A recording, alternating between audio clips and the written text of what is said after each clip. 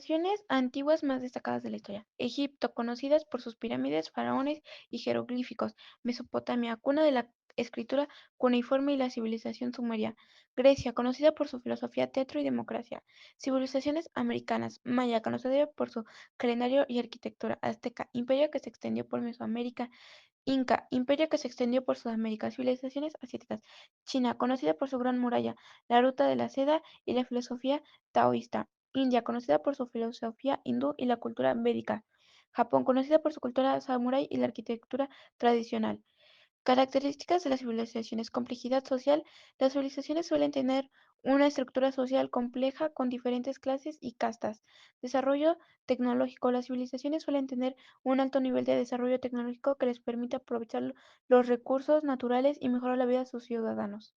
Características de las nuevas creencias. Diversidad. Las nuevas creencias pueden ser muy diversas y abarcar una amplia gama de temas y enfoques. Innovación. Las nuevas creencias pueden ser innovadoras y ofrecer perspectivas frescas y originales sobre la vida y el mundo. Flexibilidad. Las nuevas creencias pueden ser flexibles y adaptarse a las necesidades y experiencias de los individuos y las comunidades. Ejemplos de nuevas creencias. Espiritualidad contemporánea. Movimientos espirituales que combinan elementos de diferentes tradiciones y culturas. Ecologismo. Creencias y prácticas que enfatizan la importancia de la protección del medio ambiente y la sostenibilidad. Impacto de las nuevas creencias. Cambio social. Las nuevas creencias pueden influir en el cambio social y cultural y pueden promover la justicia, la igualdad y la compasión. Desafío a las tradiciones. Las nuevas creencias pueden desafiar las tradiciones y las normas establecidas y pueden promover la reflexión y la crítica. La peste negra fue causada por la bacteria Yersinia pestis que se transmitía a través de las pulgas que infestaban a las ratas y otros roedores. Comercio y viajes. La peste se propagó rápidamente a través de las rutas comerciales y los viajes, especialmente en las ciudades portuarias. Síntomas y efectos: fiebre y dolores. Los síntomas incluían fiebre alta, dolores intensos y ganglios linfáticos inflamados. Mortalidad alta. La peste negra fue extremadamente mortal, con una tasa de mortalidad estimada entre el 30% y el 60% de la población europea. Consecuencias: declive de la población. La peste negra causó un declive significativo en la población europea, lo que llevó a cambios en la estructura social y económica. Cambios en la economía. La peste negra llevó a cambios en la economía, incluyendo la escasez de mano de obra y el aumento de los salarios. Legado. Avances en la medicina. La peste negra llevó a avances en la medicina y la comprensión de las enfermedades infecciosas. Crisis económica, la crisis del antiguo régimen. La transición de una sociedad estamental a una sociedad de clases basada en el mérito y la ética del trabajo, marcada por la revolución industrial y la revolución liberal. La crisis de 1929, la Gran Depresión que llevó a la implementación de políticas keynesianas para estimular el consumo y las inversiones públicas. La colonización es un proceso histórico. Este proceso puede ser de carácter político, militar, cultural o económico y puede desarrollarse de forma violenta o pacífica. El proceso de colonización implica invasión y conquista, el establecimiento del poder y control sobre un territorio y su población, la pérdida de tierras, recursos y a menudo la identidad cultural de los pueblos colonizados, el sometimiento a la población colonizada a un nuevo sistema de gobierno y control, la influencia y en ocasiones la imposición de la cultura, idioma, región y valores. La unificación no ocurrió de un día para otro, fue un proceso que se dio poco a poco. Uno de los pasos más importantes fue el matrimonio de Isabel de Castilla y Fernando de Aragón, conocidos como los Reyes Católicos. Cada uno gobernaba un reino diferente, Castilla y Aragón. Al casarse, se unieron políticamente estos dos reinos, aunque cada uno seguía teniendo sus propias leyes y costumbres. Luego, en 1492, los reyes católicos conquistaron el reino de Granada, que era el último territorio controlado por los musulmanes en la península ibérica. Con eso, toda la península quedó bajo control cristiano, aunque no fue una unificación total, porque los reinos seguían con sus propias reglas. Fue un paso clave para formar lo que hoy conocemos como España. Este proceso ayudó a crear una identidad nacional y a centralizar el poder poco a poco. Viajes de Cristóbal Colón. Cristóbal Colón realizó 4 viajes principales al continente americano bajo el patrocinio de los Reyes Católicos de España. Primer viaje, 1492 a 1493. Salida, 3 de agosto de 1492, desde Palos de la Frontera, naves, la Niña, la Pinta y la Santa María. Descubrimiento, 12 de octubre de 1492, llega a una isla de las Bahamas que llamó San Salvador. También exploró partes de Cuba y la Española. Regresó a España en marzo de 1493. Segundo viaje, 1493 a 1496.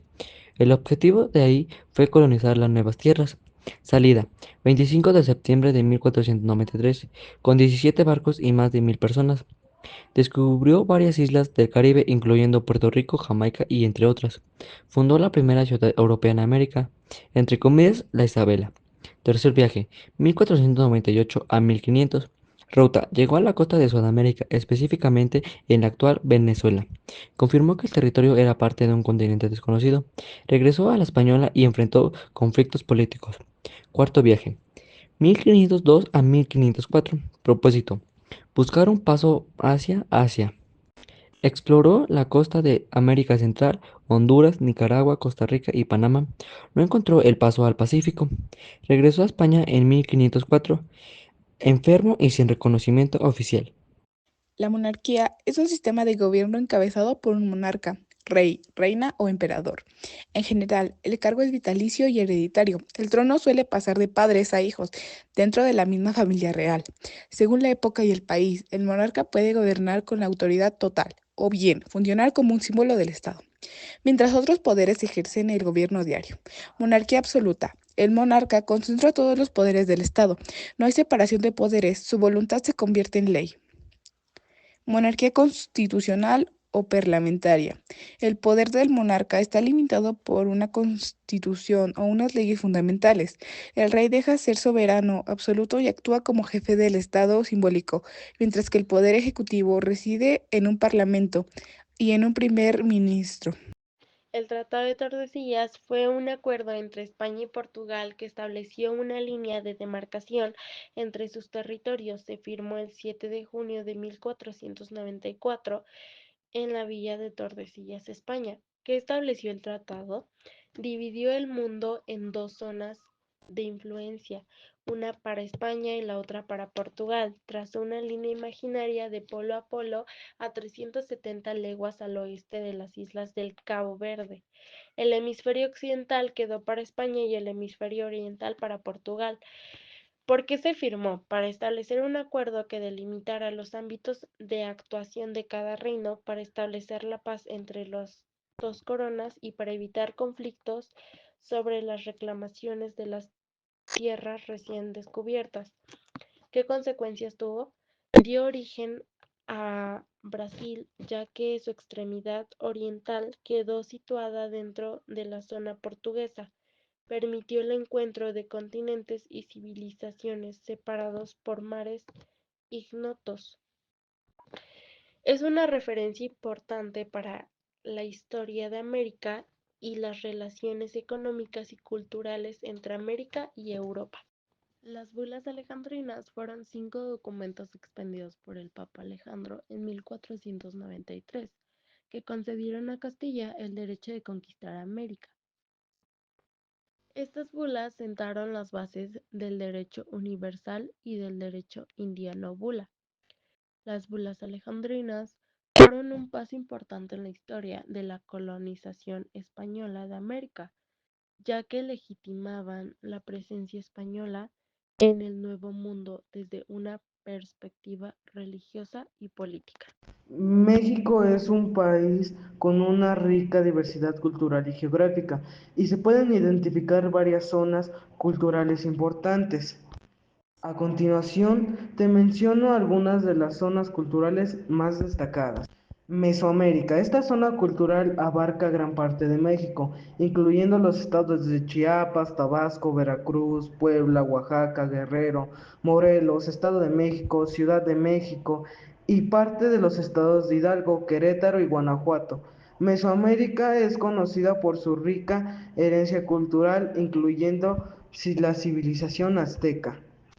Aridoamérica. Esta zona cultural se encuentra en el norte de México, incluyendo los estados de Baja California, Sonora, Chihuahua, Coahuila, Durango, Nayarit, Sinaloa y la parte de los estados de Zacatecas y San Luis Potosí. Aridoamérica es conocida por su geográfica desértica y su cultura nómada. Oasis América. Esta zona cultural se encuentra en el noroeste de México, incluyendo parte de los estados de Chihuahua, Sonora, Baja California. Oasis América, conocida como Oasis y Ríos, y su zona cultural de desarrollo en torno a la agricultura y el comercio. Cada una de estas zonas culturales tiene su propia historia, tradiciones y características únicas, y juntas contribuyen a la rica diversidad cultural de México. España. España es un país diverso y moderno, con desafíos y oportunidades en diferentes ámbitos, por ejemplo, social, diversidad, envejecimiento, inmigración y avances en igualdad de género, pero con retos como violencia de género y desempleo juvenil. Político, monarquía parlamentaria y tensión entre gobierno central y comunidades autónomas. Económico, economía importante en Europa, con turismo y sector servicios, pero con problemas estructurales como desempleo y desigualdad. Religioso, tradicionalmente católico, pero con una sociedad cada vez más laica y tradiciones religiosas mantenidas por costumbres. La esclavitud es un sistema en el que las personas son tratadas como propiedad y se les obliga a trabajar contra su voluntad. Ha existido en muchas sociedades a lo largo de la historia y ha sido justificada de diversas maneras, como por motivos económicos, raciales o religiosos. Tipos de esclavitud. Esclavitud forzada. Se refiere a la situación en la que las personas son obligadas a trabajar contra su voluntad mediante el uso de la fuerza o la coerción. Esclavitud por deudas. Se refiere a la situación en la que las personas son obligadas a trabajar para pagar una deuda que no pueden pagar. Trata de personas. Se refiere a la situación en la que las personas son capturadas y vendidas como esclavos, a menudo a través de redes de tráfico humano. Características de esclavitud. Pérdida de libertad. Implica la pérdida de libertad y la capacidad de tomar decisiones propias. Trabajo forzado. Implica el trabajo forzado, a menudo en condiciones peligrosas y sin remuneración adecuada. Trato inhumano. Implica un trato inhumano y degradante que puede incluir violencia física y psicológica. Consecuencias de la esclavitud. Trauma psicológico. Puede causar un trauma psicológico profundo y duradero en las víctimas. Pérdida de dignidad. Implica la pérdida de dignidad y la capacidad de vivir una vida autónoma. Impacto en la salud. Puede tener un impacto negativo en la salud física y mental de las víctimas. Las clases sociales en la época colonial en América Latina se refería a la división de la sociedad en grupos basados en la raza, la etnia y la posición social. Españoles. Los españoles eran colonizadores que habían llegado a América desde España, tenían el poder político y económico, ocupaban los cargos más altos en la administración colonial. Eran considerados la clase dominante y tenían acceso a la educación, la riqueza y poder. Los criollos. Los criollos eran unas personas de ascendencia española que habían nacido en América. Aunque eran de origen español, no tenían los mismos derechos y privilegios que los españoles peninsulares. Muchos criollos eran ricos y educados. Algunos llegaron a ocupar cargos importantes en la sociedad colonial. Mestizos. Los mestizos eran personas de ascendencia mixta, es decir, tenían padres de diferentes razas o etnias. En la época colonial, los mestizos eran el resultado de la unión entre españoles e indígenas. Los mestizos ocupaban una posición intermedia en la sociedad colonial y podían tener acceso a ciertos privilegios y oportunidades. Los indígenas. Los indígenas eran las personas que habían vivido en América antes de la llegada de los españoles. Fueron sometidos a la conquista y a la colonización y muchos sufrieron explotación y abuso. Los indígenas tenían una posición subordinada en la sociedad colonial y enfrentaban muchas dificultades para proteger sus derechos y cultura. Los esclavos. Los esclavos eran personas que habían sido capturadas y vendidas como propiedad. La mayoría de los esclavos en América Latina eran de origen africano. Habían sido traídos a América a través del comercio transatlántico de esclavos. Los esclavos eran considerados propiedad y no tenían derechos ni libertades. Las clases sociales estaban determinadas por la raza, etnia y la posición social. Cada una tenía sus propias características y desafíos. La estructura social de la época colonial estaba marcada por la desigualdad y la discriminación. Muchas personas enfrentaban dificultades para mejorar su situación. La Revolución Francesa fue de 1789 a 1799. Tuvo un impacto significativo en México, aunque de manera indirecta. A continuación les presento algunos puntos clave sobre la relación entre la Revolución Francesa y México. Su influencia ideológica, ideas liberales y democráticas, inspiración para la independencia. Impacto de la independencia en México, influencia de la guerra de independencia y modelos políticos. Las reacciones de la Nueva España, temor a la fusión de ideas revolucionarias, represión de ideas liberales. Consecuencias a largo plazo, desarrollo de la democracia en México, legado de la Revolución Francesa. La independencia de las 13 colonias se refiere al proceso histórico que se llevó a la creación de los Estados Unidos de América como una nación independiente.